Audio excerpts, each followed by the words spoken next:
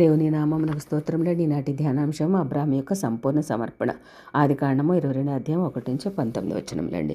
నిన్నటి దినమున అబ్రాహాము గెరార్లో వలస వెళ్ళాడండి అక్కడ ఉండడానికని. అక్కడ ఆ సమయంలో ఫిలిష్తీయులు పరిపాలించే రాజు అబీమెలెకు ఉన్నాడు. అయితే ఆ యొక్క రాజులు అక్కడ ఉన్నవారు మంచివారు కాదని శారాయితోటి ఏమని చెప్తున్నాడంటే, మనము ఎక్కడికి వెళ్ళినప్పటికీ కూడా నీవు నన్ను సహోదరుడని చెప్పుకోమన్నాడండి. ఎందుకంటే నన్ను బ్రతకనిస్తారు, లేకపోతే నన్ను చంపేస్తారు. నీవు నాకు చేయవలసిన ఉపకారం ఇది అని ఆదికాండం 20 అధ్యాయం 13లో సారాయికి చెప్పాడండి. కానీ ఆ రాత్రి మరి ఈ యొక్క అబీమెలెకు సారాయిని తీసుకుని వెళ్ళినప్పుడు వెంటనే దేవుడు ఆ మనిషిని భార్యను నీవు తిరిగి అతనికి అప్పగించుము అనగా అబ్రహాం నాకు అప్పగించుము. నీవు ఆమెను అప్పగించని ఎడల నీవును నీ వారందరిని నిశ్చయంగా చచ్చెదరని తెలుసుకొనమని స్వప్నమందు అబీమెలెకు గద్దించాడండి దేవుడు. ఆదికాండం 20 అధ్యాయం 6-7 వచనములలో. అటు రీతిగా అబ్రహాముకి దేవుడు అంటే తెలవనప్పుడు పిలిచినప్పుడు వెంటనే చిత్తం ప్రభు అని వచ్చి ఎక్కడికి వెళ్ళమంటే అక్కడ, ఎక్కడ ఉండమంటే అక్కడ, కష్టంలో నష్టంలో మరి శ్రమల్లో, అదే విధముగా కరువులో కూడా ఉండవలసిన పరిస్థితిలో ఉన్నాడు కానండి, ఎదిరించలేదు. అందుకని దేవుడు ఎంతో ఇష్టంగా, ఒకవేళ కష్టం వచ్చినా బాధ వచ్చినా ఇటువంటి అవమానాల పరిస్థితులు వచ్చినా దేవుడు ఎప్పుడు విడిచిపెట్టకుండా వారినే గద్దించి అబ్రహామును మాత్రము క్షేమముగా ఉంచి అతనికి ఏదైతే ఆశీర్వాదము ఇవ్వాలనుకున్నాడో ఆశీర్వాదము వైపుకి అడుగులు వేయిస్తూ ఉన్నాడండి.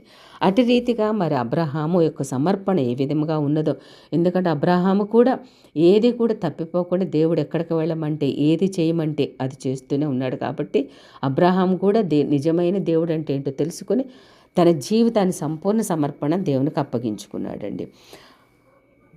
మనం చరిత్ర గమనిస్తేనండి, ఆదికాండం 12 అధ్యాయం 1-2 వచనములలో మరి శోధన. ఆదికాండము 22 అధ్యాయం 1వ వచనంలో విశ్వాసము విధేయత. హెబ్రీ పత్రిక 11 అధ్యాయం 19 వచనం ప్రకారం విశ్వాసము ద్వారా అబ్రహాము నీతిమంతుడని తీర్చబడము. యాకోబు పత్రిక 2 అధ్యాయము 22-23 వచనములండి.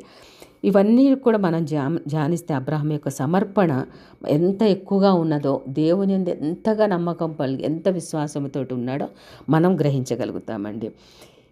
ఆదికాండము 22 అధ్యాయం 1వ వచనము తరువాత అబ్రహాము తన జీవితంలో పొందిన కొన్ని విజయములకు పిదప అవి ఏమనగా అబ్రహాం యొక్క పిలుపు, ప్రత్యేకత, దేవుని నుండి దేశమును గురించి, కానాను దేశమును గురించి, సంతానమును గురించి వాగ్దానము దేవుని నుండి పొందిన పిదప, అన్యరాజుల మీద విజయమునకు పిదప, లోతును అన్యరాజుల దేశం నుండి విడుదల చేసిన పిదప.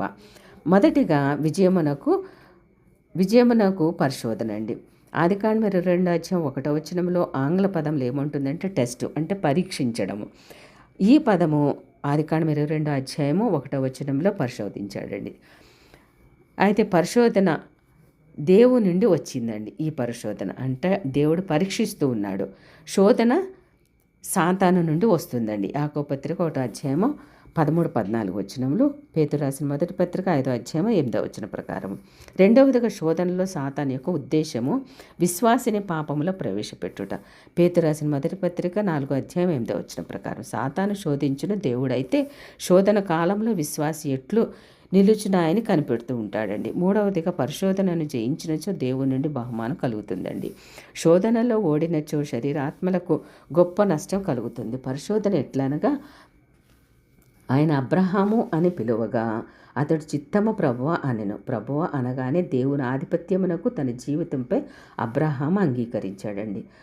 తెలవని పరిస్థితుల్లో కూడా దేవుడు అంటే తెలవనప్పుడు కూడా చిత్తము ప్రభువ అన్నాడండి. దేవుడు ఎక్కడికి వెళ్ళమంటే, కరువులోగా వెళ్ళమనినా, కష్టాలే వెళ్ళమనినా, నష్టాలే వెళ్ళమన్నప్పటికి వెళ్ళాడండి. ఎక్కడ ఉండిపోమంటే అక్కడ ఉండిపోయాడు. అట్లానే దేవునితోటి నడిచాడు. ఎప్పుడు కూడా దేవుని చిత్తము ప్రభువ అని పిలిచాడండి. మరి తర్వాత అబ్రహాము యొక్క విధేయత. అనగా సంపూర్ణ విధేయత. అప్పుడు ఆయన నీకు ఒక్కడైన నీ కుమారుని అనగా నీవు ప్రేమించు ఇస్సాకును తీసుకుని మోరియా దేశమునకు వెళ్ళి అక్కడ నీతో చెప్పబో పర్వతములలో ఒక దాని మీద అతనిని అర్పించమని చెప్పారండి. ఆదికాండం 22:1 ప్రకారం. మోరియా అనగా ఆరాధన స్థలము. మోరియా దేశము చిన్న గుట్టలతో కూడి ఉంటుందండి. ఆ గుట్టలలో ఒకదాని మీద అబ్రహాము తన కుమారుని బలిగా అర్పింపవలెను. పై వచనము దేవుడు అబ్రహామునకు ఇచ్చిన ఆజ్ఞ అండి. ఇది పై వచనములలో దేవుడు తన ఏకైక కుమారుడైన యేసుక్రీస్తును అనగా ఆయన ప్రేమించుచున్న క్రీస్తు యేసును బలి అర్పణ చేయుటకు సాదృశ్యం అవుతుందండి. యోహాను సువార్త 3:16 ప్రకారం.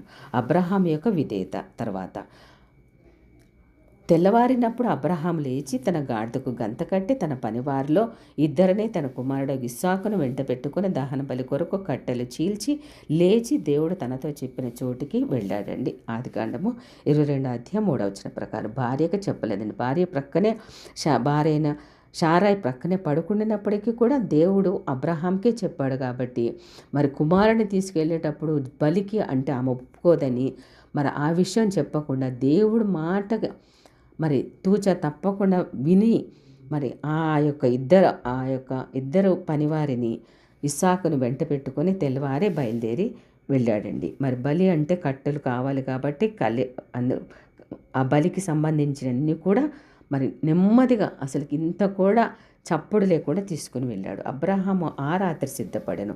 అనేకమైన ప్రశ్నలు సామాన్యంగా వచ్చి ఉండవచ్చును. దేవుడు ఎందుకు నా కుమారుని గూర్చి వాగ్దానంలో ఇయ్యవలను? ఆ వాగ్దానం ఇప్పుడు నిరర్ధకం కాదా? దేశమును గూర్చి సంతానమును గూర్చి ఇచ్చిన వాగ్దానాలు కొట్టివేసినట్లేనా? వృద్ధాప్యంలో కనిన శారా యొక్క గర్భమును ఎందుకు తెరవలేను? అయితే భార్యతో కూడా ఈ విషయం సంప్రదించినట్లు కనబడలేదు. తన ఒకే ఒక కుమారుని దహన బలిగా అర్పించుటకు తీర్మానించుకొనెను. దేవుడు తనతో చెప్పిన చోటికి వెళ్ళెను. 3వ దినమున మోరియా పర్వతముల దరికి చేరెను. ఆదికాండము 22:4 ప్రకారం. అప్పుడు అబ్రహాము కన్నులెత్తి దూరము నుండి ఆ చోటు చూచి దీనిలో అబ్రహాము యొక్క విధేయత కనిపించుచున్నదండి. 4వదిగా అబ్రహాము యొక్క విశ్వాసం. ఆదికాండం 22:5-6 తన పనివారితో మీరు గాడిదతో ఇక్కడనే ఉండుడి, నేనును ఈ చిన్నవాడును అక్కడికి వెళ్ళి అనగా దేవుని దగ్గరికి వెళ్ళి మ్రొక్కి మరలా మీ యొద్దకు వచ్చేదామని చెప్పి దహన బలికి కట్టెలు తీసుకుని తన కుమారుడు ఇస్సాకు మీద ఆ కట్టెలను ఉంచి తన చేతితో నిప్పులు కత్తిని పట్టుకుని పోయారండి. మరలా మీ యొద్దకు వచ్చేదేమో. దీనిలో అబ్రహాం యొక్క విశ్వాసం కనిపిస్తుందండి. భక్తి దేవుని యొక్క ఆజ్ఞను శిరస వహించాలని, కన్న కొడుకుని దేవుని గురించి బలి అర్పించడానికి దేవుని మాట శాసనము, దేవుడు చెప్పింది చెయ్యాలని మరి కన్న తండ్రిని కన్న కుమారుడని కూడా చూడకుండా విశ్వాసంతో ముందుకు అడుగు వేశాడండి.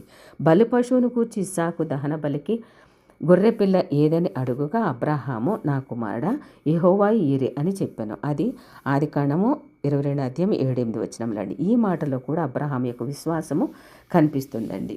దేవుడి రీతిగా మొదటి భాగంలో అబ్రహాము దేవుని మాట బట్టి ఆ విశ్వాసముతో దేవుడే ఇచ్చాడు, దేవుడు తీసుకుంటున్నాడు అని మాట్లాడకుండా హృదయంలో కూడా ఎటువంటి ఆలోచనలు పెట్టుకోకుండా అబ్రహాము ఇస్సాకుని తీసుకొని ఆ యొక్క మోరే పర్వతంలోకి వచ్చాడండి. రేపటి దినం మరికొన్ని విషయములు నేర్చుకోవడానికి దేవుడు నేర్పించును గాక. ఆమేన్.